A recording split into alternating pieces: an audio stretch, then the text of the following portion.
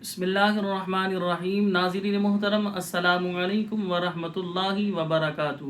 ناظرین محترم، آج ہم سماعت فرمائیں گے حضرت علی کرم اللہ تعالی وجہہ الکریم کی شان کے حوالے سے۔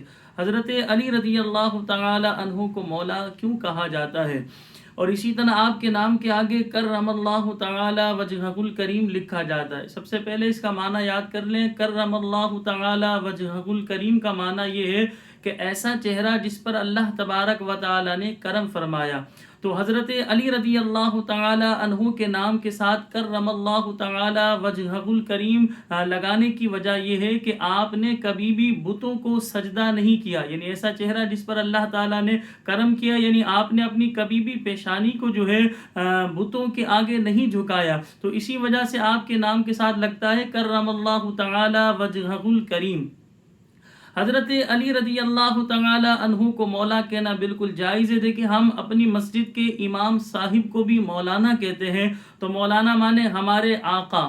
تو لوگ یہ اعتراض کرتے ہیں مولا تو صرف اللہ تبارک و تعالی ہے۔ حدیث پاک میں رسول پاک صلی اللہ علیہ وسلم نے ارشاد فرمایا، من کنت مولاه فعلی مولا، یعنی میں جس کا مولا ہوں علی بھی اس کے مولا ہے، یعنی میں جس کا مددگار ہوں علی بھی اس کے مددگار ہے۔ اس مولا کے اور بھی معنی ہوتے ہیں، آقا کو بھی مولا کہتے ہیں، مددگار کو بھی مولا کہتے ہیں۔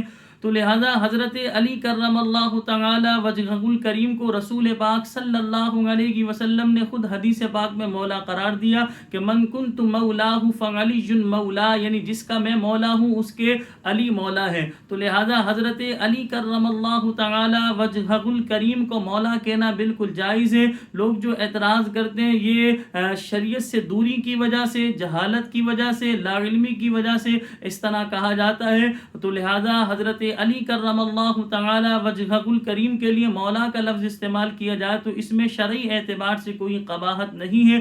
اللہ کریم کی پاک بارگاہ میں دعا ہے کہ اللہ تبارک و تعالی مجھے بھی اور آپ تمام دیکھنے والے دوست و احباب کو عمل کی توفیق عطا فرمائے۔ مجھے اپنی دعاؤں میں یاد رکھیے گا۔ السلام علیکم ورحمۃ اللہ وبرکاتہ۔